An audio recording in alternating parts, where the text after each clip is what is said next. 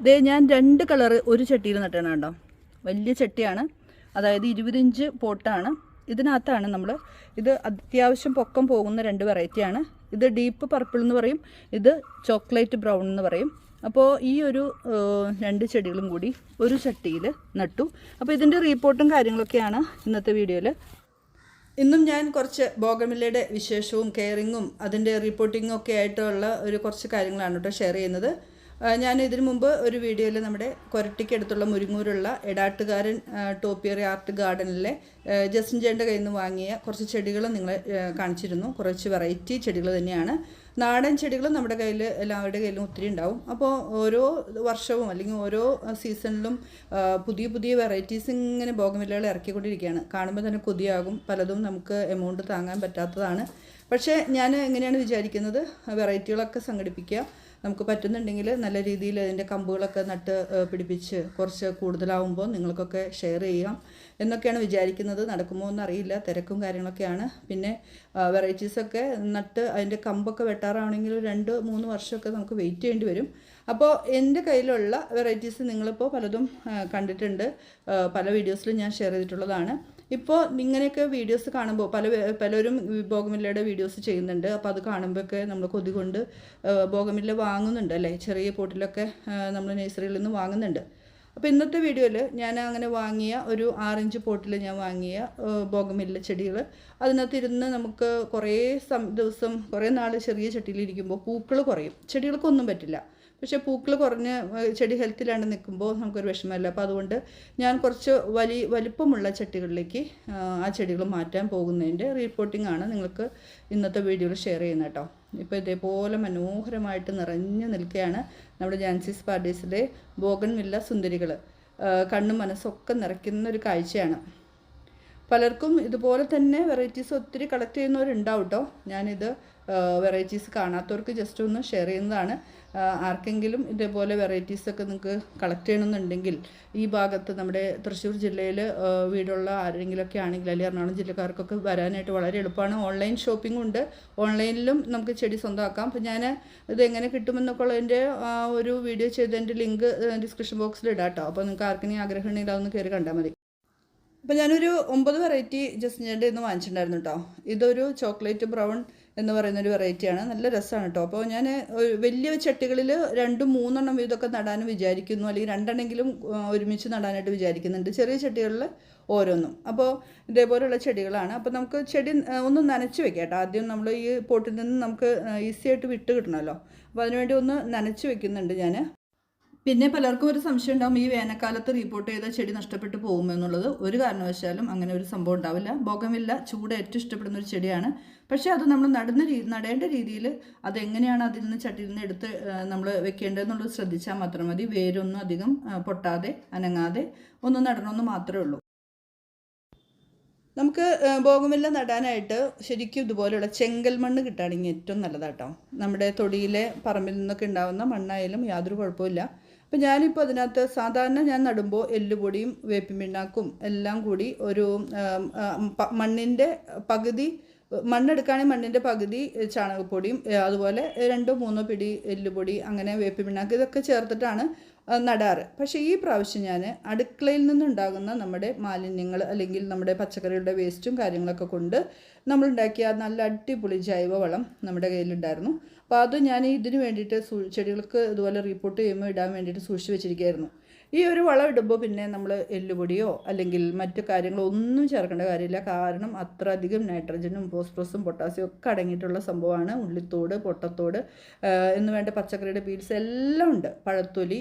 അപ്പോൾ അതുകൊണ്ട് തന്നെ ഞാനിതിനകത്ത് വെറും പിന്നെ അത് നിങ്ങൾക്കറിയാമല്ലോ, കമ്പോസ്റ്റ് ഉണ്ടാക്കുമ്പോൾ നമ്മൾ ചകിരിയിൽ ഇനാക്കുലം എന്ന് പറഞ്ഞ സംഭവമുണ്ട്, അത് ഇട്ടിട്ടാണ് ഉണ്ടാക്കുന്നത്. അപ്പോൾ ആ ചകിരി അതിനകത്തുണ്ട്. അപ്പം ഞാൻ നല്ല ചെങ്കൽ മണ്ണ്, നമ്മുടെ തൊടിയിലെ മണ്ണ്, അത് ഇതേപോലെ നന്നായിട്ട് യോജിപ്പിച്ച് ഇതിൻ്റെ കൂടെ വേറെ ഒന്നും ഇപ്പോൾ തൽക്കാലം ഇടുന്നില്ല. കാരണം നിങ്ങൾക്കറിയാം ബോഗൺവില്ലകൾക്ക് ഒരു പരിധിവരെ വളരാനായിട്ട് നൈട്രജൻ കൂടുതലുള്ള ഇപ്പോൾ ചാണകപ്പൊടി അങ്ങനെയുള്ള ജൈവവളങ്ങൾ ഇടാം. പക്ഷേ പൂവുണ്ടാവുന്ന സമയത്ത് നമ്മൾ ജൈവവളങ്ങൾ ഇല കൂടുന്നുമെന്നുള്ളതിനാൽ അധികം ഇടുന്നത് നല്ലതല്ല. അപ്പോൾ ഞാനിപ്പോൾ ഇതിനകത്ത് വേറെ അധികം ഒന്നും ചാണകപ്പൊടി ഒന്നും ചേർക്കുന്നില്ല. ഈ ഒരു ജൈവവളം മാത്രം ചേർത്തിട്ടാണ് മിക്സ് ചെയ്യുന്നത്. ഇതൊന്നും നിങ്ങൾക്ക് വീട്ടിലില്ല എന്നുണ്ടെങ്കിൽ സാധാരണ മണ്ണും അതിൻ്റെ പകുതി ഒരു ചാണകപ്പൊടിയും പിന്നെ കുറച്ച് എല്ലുപൊടിയും വേപ്പിൻ പിണ്ണാക്കൊക്കെ ചേർത്തൊരു മിശ്രിതത്തിലേക്ക് നടുന്നതായിരിക്കും നല്ലത്. പിന്നെ ചിലർ ഉമി ചേർത്ത് നടുന്നുണ്ട്. മണ്ണിൻ്റെ കൂടെ ഉമി ചേർത്ത് നടുന്നത് നല്ലതാണെന്ന് പറയുന്നു. പക്ഷേ ഉമിയൊന്നും എല്ലാവർക്കും കിട്ടണമെന്നില്ലല്ലോ. അപ്പോൾ നമ്മുടെ സാധാരണ മണ്ണ് തന്നെ മതി നമ്മുടെ ബോഗൺവില്ലയ്ക്ക്. യാതൊരു തരത്തിലുള്ള കേടും അതിന് വരില്ല. നമ്മൾ നടുമ്പോൾ അത് വെള്ളം വാർന്നു പോകുന്നതാണോന്ന് നോക്കുക. ആ ചട്ടിയിൽ വെള്ളം വാർന്നു പോകുന്നൊരു ഇതുണ്ടാക്കിയിടുക. നമ്മൾ ഒഴിക്കുന്ന വെള്ളം ചെടികൾക്ക് കിട്ടാവുന്ന രീതിയിൽ മണ്ണ് തറഞ്ഞു കിടക്കാത്ത രീതിയിലുള്ളൊരു പൊട്ടി മിക്സ് തന്നെയാണ് വേണ്ടത്.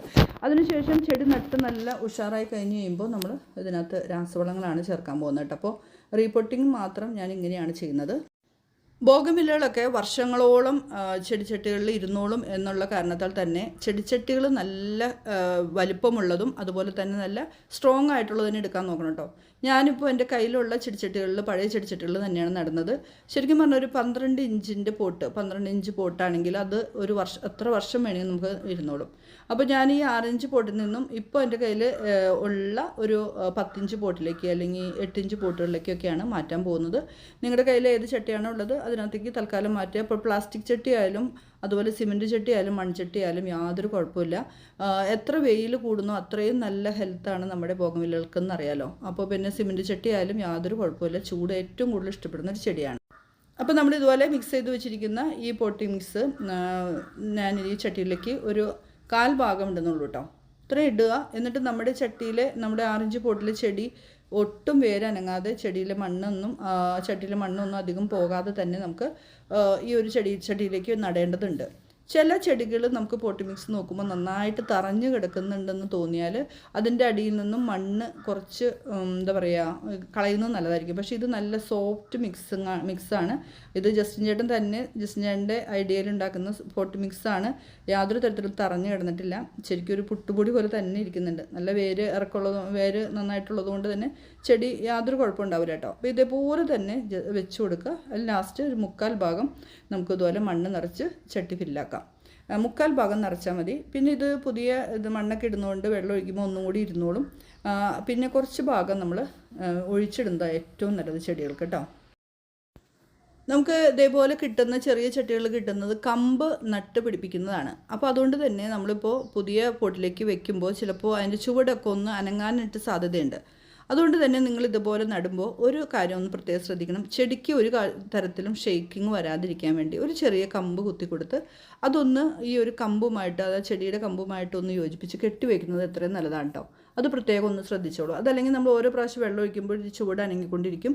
അപ്പോൾ ഇതിനൊരു സപ്പോർട്ട് എന്ന നിലയിൽ ഇതേപോലെ ഒരു കമ്പ് കുത്തി കൊടുത്ത് ജസ്റ്റ് ഒന്ന് മുകളിലേക്ക് നേരെ വളരുന്ന രീതിയിൽ ഇതിനൊന്ന് ഹെൽപ്പ് ചെയ്യണം. എൻ്റെ കയ്യിൽ വലിയ ചട്ടികളുണ്ടായിരുന്നു. അതായത് 20 ഇഞ്ച് പോട്ട്, 20 ഇഞ്ച് വ്യാസവും 20 ഇഞ്ച് പൊക്കമുള്ള വലിയ പോട്ട് 2 ഉണ്ടായിരുന്നു. അപ്പോൾ അത് പഴയ ചട്ടി തന്നെയാണ്. അതിനകത്ത് വേറെ ഒരു പഴവർഗ്ഗങ്ങളാണ് നട്ടിരുന്നത്. അപ്പോൾ അത് ചെടിക്ക് അത്ര ഹെൽത്തില്ലാണ്ടായപ്പോൾ വലിയതായിട്ട് വളർന്നപ്പോൾ ഞാൻ അതിൽ നിന്നും മാറ്റിയതാണ്. അപ്പോൾ അതിലേക്കാണ് നമ്മൾ ഈ ഒരു 2 കളർ ഒരുമിച്ച് നടാൻ പോണത്. ഡീപ്പ് പർപ്പിൾ എന്ന് പറഞ്ഞ ഒരു കളറും അതുപോലെ തന്നെ ചോക്ലേറ്റ് ബ്രൗണ്ട്. ഈ 2 ചെടികളുടെയും പ്രത്യേകത എന്താണെന്ന് വെച്ചാൽ നന്നായിട്ട് പൊക്കം പോകുന്ന ചെടിയാണ്. അപ്പോൾ അതുകൊണ്ട് തന്നെ അതിൻ്റെ തണ്ട് ഇങ്ങനെ നീണ്ടു മുകളിലേക്ക് പോകുമ്പോൾ അത് വലിപ്പം വെക്കാൻ സാധ്യതയുള്ള ചെടി ആയതുകൊണ്ട് അത് വലിപ്പം വെച്ച് പൂവുണ്ടായി നിൽക്കുന്നത് തന്നെയാണ് കൂടുതൽ ഭംഗി എന്നുള്ളതുകൊണ്ട് ഞാൻ ഈ 2 ചെടിയും ഇതിലേക്ക് നടുകയാണ്. അപ്പോൾ നമ്മൾ മറ്റേ 6 ഇഞ്ച് പോട്ടിൽ നിന്നും അത് കളയാതെ തന്നെ എടുത്ത് നമ്മുടെ ഈ ഒരു മിശ്രിതം നിറച്ച ഒരു 1/4 ഭാഗം മണ്ണിട്ട ഈ ഒരു ചട്ടിയിലേക്ക് വെച്ച് കൊടുക്കുകയാണ്. 2 വശത്തായിട്ട് വെച്ച് കൊടുക്കണം. തൊട്ടടുത്തല്ല, ഒരല്പം ഗ്യാപ്പ് ഇട്ടിട്ട് നമ്മൾ 2 ചെടികളും ഇതേപോലെ വെച്ച് കൊടുക്കുക കേട്ടോ. പ്രത്യേകം ശ്രദ്ധിക്കുക, വേനൽക്കാലമാണ്. നമ്മൾ ചെടി എടുക്കുമ്പോൾ വളരെ സൂക്ഷ്മതയോടുകൂടി തന്നെ എടുക്കണം കേട്ടോ. പെട്ടെന്ന് ഉണങ്ങിയൊന്നും പോയില്ലെങ്കിലും ഈ വേനൽക്കാലത്ത് ചെറിയൊരു ശ്രദ്ധ കുറവുകൊണ്ട് ചെടി നഷ്ടപ്പെടാൻ പാടില്ല. നല്ല വെറൈറ്റി ചെടികളൊക്കെ നമ്മുടെ നിന്ന് പോകുമ്പോൾ വല്ലാത്ത സങ്കടമാണല്ലോ. അപ്പോൾ ഇതേപോലെ ഒരു ചെറിയ ഗ്യാപ്പൊക്കെ ഇട്ട് 2 ചെടികളും ഒരു ചട്ടിയിൽ വെച്ചിട്ട് ഞാനതേ 1/4 ഭാഗം മണ്ണ് നിറയ്ക്കുകയാണ്. ഇതും അതുപോലെ തന്നെ വലിയൊരു ചട്ടിയാണ്. ഞാനിതിനകത്ത് നട്ടിരിക്കുന്നത് ഫ്ലെയിം റെഡും അതുപോലെ തന്നെ ലിപ്സ്റ്റിക് എന്ന് പറഞ്ഞൊരു വെറൈറ്റി ആയിട്ടുള്ള 2 ചെടികളാണ് നട്ടിരിക്കുന്നത് കേട്ടോ. അപ്പോൾ ഇതും വളർന്നു വരുമ്പോൾ നല്ല ഭംഗിയായിരിക്കും. അപ്പോൾ ചെടിച്ചട്ടികളുടെ വലിപ്പം അനുസരിച്ച് ചെടികൾ വെക്കാൻ നോക്കണം. ഇപ്പം ഞാൻ 8 ഇഞ്ച് പോട്ടിലൊക്കെ നമുക്ക് ഓരോ ചെടികൾ വെച്ച് കൊടുക്കാനേ പറ്റുള്ളൂ. അതുകൊണ്ട് ഓരോ ചെടികൾ വെച്ച് കൊടുത്തിട്ടുണ്ട്. ഇപ്പോൾ എൻ്റെ ചെടിച്ചട്ടികളെല്ലാം പല വലിപ്പവും പല ഇതാണ്, ഒരു യൂണിഫോമിറ്റി ഇല്ല കേട്ടോ. നിങ്ങൾ നടുമ്പോൾ നല്ല രീതിയിൽ നടണം.